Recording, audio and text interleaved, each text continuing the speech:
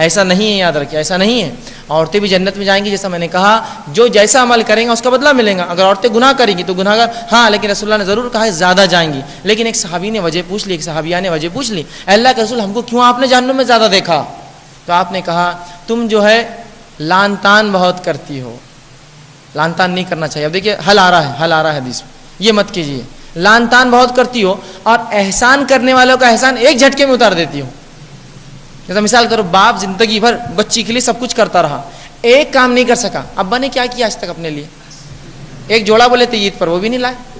حالانکہ بیچارہ باپ پیدائش سے لے کر آج تک پسینہ بہا رہا ہے اپنا، صرف محنت کر رہا ہے کہ بچیاں میرے اچھے رہیں. تو فوراً احسان اتار دیتی ہے. شوہر نے سب کچھ کیا، ایک رنگ لانا بھول گیا، 10 تولے کا ہار لایا برابر، ایک رنگ نہیں لایا.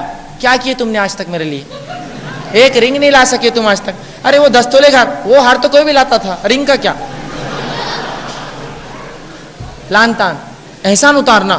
بھائی نے بہن کے لیے سب کچھ کیا، ایک کام نہیں کر پایا، آج تک بھیا نے میرے لیے کیا ہی کیا؟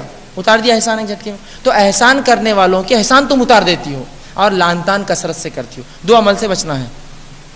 لان تان نہیں کرنا ہے کسی بھی خواہ مخواہ، ورنہ لان تان کا تو معاملہ کچھ ہوا نہیں ہوا، غارت ہو، مردہ ہو، یہ کھپے وہ کھپے، یہ اور اس کا کیا رہتا مجھے نہیں معلوم، لیکن ہوتا ہے وہ شاید کچھ اس میں پڑھ کر پھونکا کیا رہتا، اس پہ لان تان کرتے ہیں. فلاں کچھ ہوا کہ ان کے بچے غرق ہو جائے، آگ لگ جائے، صدقہ فتنہ، ایسا ہوتا ہے. بدوائیں دیتی ہیں. لان تان بدوائیں دینا. اور دوسرا جو کام کرتی ہو وہ یہ ہے کہ احسان کریں. احسان تو ایسا نہیں ہے. عورتیں بھی جنت میں جائیں گی یقیناً.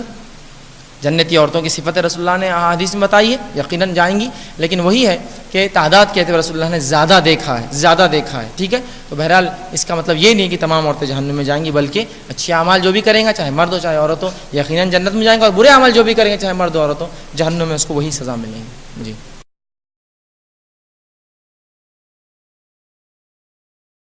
بہت آسان ہے، صرف 4 کام کرنا ہے. دیکھیے کیا ہے حدیث کے الفاظ سنیے.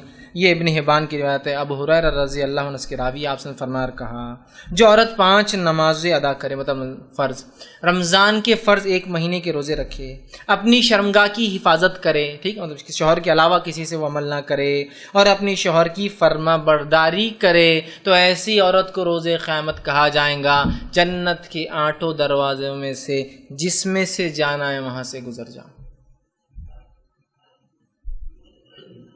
جنت میں جانا کتنا آسان ہے عورت کے لیے. نمازوں کی پابندی، روزوں کی پابندی الحمدللہ اکثر عورتیں کرتی ہیں. اب کیا کرنا ہے؟ شرمگاہ کی حفاظت. الحمدللہ اب بس ایک کام ہے، شوہر کی اطاعت کرنا ہر معروف میں، بس.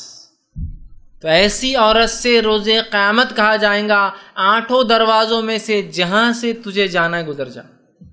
جبکہ ہم جانتے ہیں 8 دروازوں میں سے مخصوص لوگ جانے والے ہیں. نمازی ہے، روزدار ہے، زکاتی ہے، اذان کا جواب دینے والے، اور بہت ساری چیزیں. اندازہ لگائیے کتنا آسان ہے ایک عورت کے لیے جنت جانا. شوہر کی فرمانبرداری کرنا ہے. 5 وقت کی نمازیں تو فرض ہیں، روزے الحمدللہ سب رکھتے ہیں، شرمگاہ کی حفاظت کرتے، بس شوہر کی اطاعت کرے چلے جائے جنت. کتنا آسان طریقہ بتا. اور مثالی عورت کی خوبی ہے، یاد رکھیں کہ وہ یہ سب کرتی ہے. اسی طرح مثالی بیوی کا مطلب وہ نمازی ہوتی ہے، روزے کی پابندی کرتی ہے، شوہر کی اطاعت گزارتی ہے، شرمگاہ کی حفاظت. 4 پوائنٹس پھر آگے اسی صفت میں. آگے آئیے.